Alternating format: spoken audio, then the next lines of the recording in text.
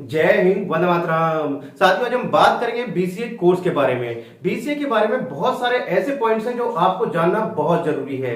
BCA के बारे में पूरी डिटेल में हम बात करने वाले हैं कि बीसीए कोर्स क्या होता है, इसके लिए एलिजिबिलिटी क्राइटेरिया क्या होता है, इसको करने के बाद में कौन कौन सी में जॉब मिलने वाली है, कितना में सैलरी पैकेज मिलेगा, बेस्ट कॉलेज और यूनिवर्सिटी कौन से है, कितनी फीस लगेगी। तो बीसीए को लेकर आपके जितने भी क्वेश्चन हैं उन सब का आंसर आपको आज की इस वीडियो में मिलने वाला है। तो यदि आप भी जानना चाहते हैं बीसीए कोर्स के बारे में तो वीडियो में अंत तक बने रहिएगा। और यदि आप चैनल पर पहली बार आए तो चैनल जरूर सब्सक्राइब कर लीजिएगा, बेल आइकन प्रेस कर लीजिएगा, क्योंकि मैं आपके लिए इसी तरीके की इंफॉर्मेशन वीडियो लाता रहता हूं। तो साथियों, बात करते हैं बीसीए की। यदि फुल फॉर्म की बात करें तो फुल फॉर्म होती है इसकी बैचलर ऑफ कंप्यूटर एप्लीकेशन, यानी कि एक बैचलर डिग्री है जो किस में कराई जाती है, कंप्यूटर में कराई जाती है। यदि ओवरव्यू की बात करें तो साथियों, जैसे कि अभी मैंने आपको बताया क्या है, बैचलर डिग्री है जो कि किस में कराई जाती है, कंप्यूटर की फील्ड में कराई जाती है। इसमें 6 सेमेस्टर होते हैं, यानी कि सेमेस्टर मोड में इसको कराया जाता है। और जो अगर बात करें तो आईटी फील्ड की एक डिग्री है। इससे आगे बात करते हैं साथियों एलिजिबिलिटी क्राइटेरिया की, कि इसको करने के लिए हमें क्या योग्यता होनी चाहिए। तो साथियों, इसके लिए आपने अपना किसी भी मान्यता प्राप्त बोर्ड से 12th किया हुआ हो, पहला पॉइंट। यानी कि आपने 12th किया हुआ हो किसी भी स्ट्रीम से, कोई भी स्ट्रीम है आपकी, आर्ट है, साइंस है, कॉमर्स है, किसी भी स्ट्रीम से आपने अपना 12th किया हुआ हो किसी भी आपने रिकॉग्नाइज्ड बोर्ड यानी कि मान्यता प्राप्त बोर्ड से। इसके साथ साथ आपके उसमें मिनिमम 50% मार्क्स होना अनिवार्य है, यानी कि उसमें कम से कम 50% मार्क्स आपके होने चाहिए ओवरऑल। बहुत सारी यूनिवर्सिटीज 45% पर भी एडमिशन ले लेती है। अगर एससी एसटी है तो वहां पर और भी आपको छूट मिल जाती है 5% की, यानी कि 40% पर भी एडमिशन हो जाता है।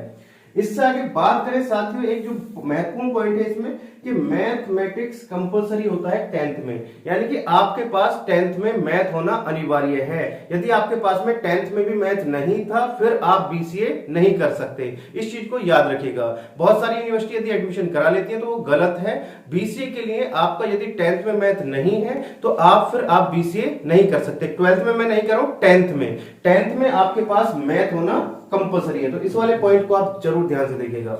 इससे आगे बात करते हैं साथियों नेक्स्ट कि एडमिशन प्रोसेस क्या रहता है, एडमिशन किस तरीके से होता है। तो साथियों, जो एडमिशन की प्रक्रिया है वो 2 तरीके से रहती है, एक होता है आपका एंट्रेंस बेस और एक होता है आपका मेरिट बेस।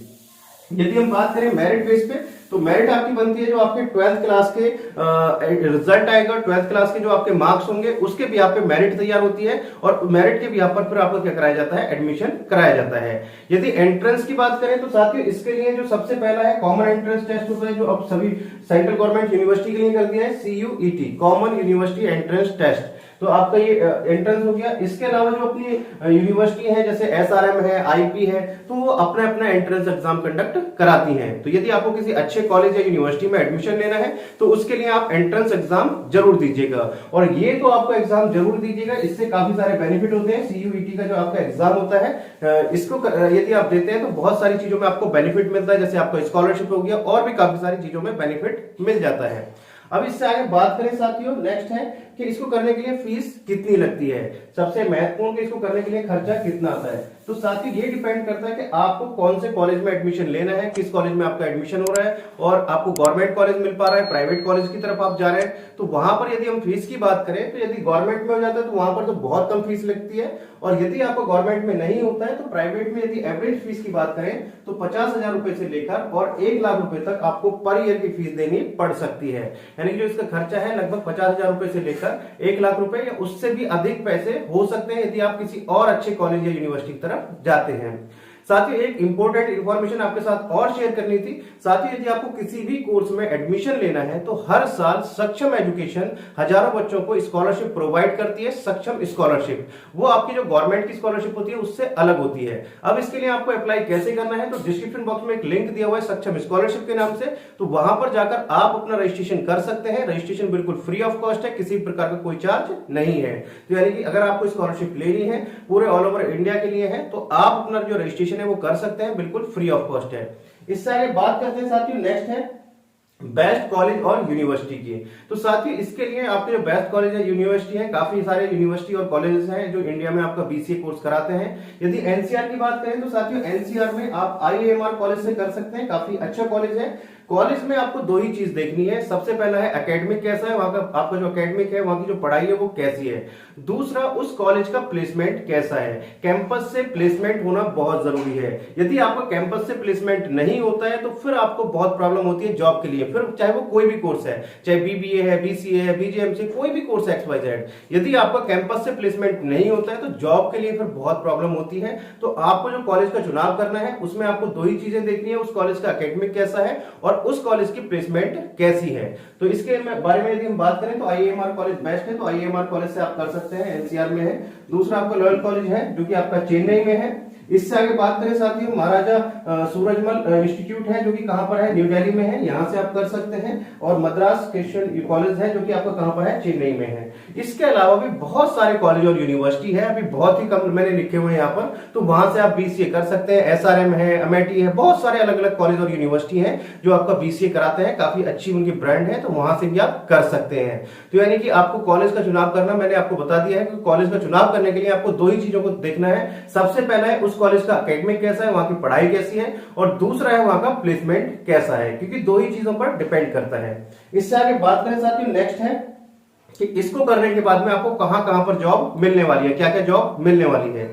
तो साथियों यदि जॉब की बात करें तो जॉब बहुत है इसमें। यदि आप BCA करते हैं, अच्छे से आप कंप्लीट कर लेते हैं, तो BCA के बाद में जॉब बहुत है। सबसे पहले आप सॉफ्टवेयर डेवलपर बन सकते हैं, इसके बाद में आप वेब डेवलपर बन सकते हैं, इसके बाद में आप सिस्टम मैनेजर बन सकते हैं, कंप्यूटर प्रोग्रामर आप बन सकते हैं। इससे आगे बात करें साथियों, आप डिजिटल मार्केटर आप बन सकते हैं, नेटवर्किंग की फील्ड में आप जा सकते हैं, सॉफ्टवेयर टेस्टर आप बन सकते हैं। यानी कि जॉब के लिए और भी काफी सारे ऑप्शन है। BCA करने के बाद आप उन फील्ड में जा सकते हैं, तो जॉब की कोई कमी नहीं है। और आने वाला जो आपका अगर हम कहें टाइम कहें तो वो भी आपका जो इसमें कभी भी जॉब स्कोप जो है वो कम होने वाला नहीं है। इसका जो कैरियर है काफी अच्छा रहने वाला है, क्योंकि आप सभी को पता है कि कंप्यूटर की फील्ड में each and everything is connected to the computer. हर सब सारी चीजें किससे कनेक्टेड है, कंप्यूटर से कनेक्टेड है। तो जॉब की यहां पर कोई कमी नहीं है, जॉब आपकी बहुत है। तो साथ ही यदि आपको वीडियो इंफॉर्मेटिव लग रही है तो वीडियो को लाइक और शेयर करना मत भूलिएगा, और एक अपना प्यारा सा कमेंट करना भी मत भूलिएगा। और चैनल को सब्सक्राइब नहीं किया तो चैनल को भी सब्सक्राइब कर लीजिएगा, आपके बहुत काम आने वाला है।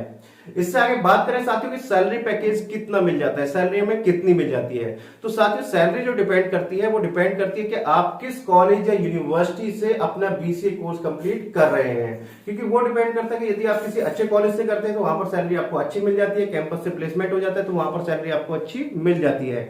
यदि किसी आप मिडिल क्लास या आपका लोअर कॉलेज से आप करते हैं तो वहां पर फिर कहीं ना कहीं आपको जो सैलरी है फिर आपको अच्छा प्लेसमेंट आपका नहीं होता, तो वहां पर सैलरी आपकी कहीं ना कहीं कम रहती है। तो एवरेज सैलरी की यदि बात करें तो एवरेज सैलरी लगभग 3 लाख रुपए से लेकर 6 लाख रुपए पर एनम तक हो सकती है। यानी कि सालाना आपको 3 लाख से 6 लाख का पैकेज स्टार्टिंग में मिल सकता है, और इसकी कोई लिमिट नहीं है। काफी आप जितना भी आप अच्छा काम इसमें करेंगे IT की फील्ड में, इतना ही अच्छा आपको ग्रो मिल जाएगा, इतना ही आपको हाइक मिल जाएगा। सैलरी काफी अच्छी है, और इसका जो मैंने आपको बताया कभी भी जो स्कोप है वो कम होने वाला नहीं है। तो BCA कोर्स अपने आप में बेस्ट है। तो साथियों यदि आपको इन्फॉर्मेशन अच्छी लगी हो तो उसके लिए आपको चैनल को सब्सक्राइब करना है और वीडियो को लाइक और शेयर करना है। तो थैंक यू सो मच। यदि आपको वीडियो पसंद आई है तो वीडियो को कमेंट करना मत भूलिएगा। मिलते हैं आपसे नेक्स्ट वीडियो में इस तरह की इन्फॉर्मेशन के साथ, तब तक के लिए जय हिंद, जय भारत।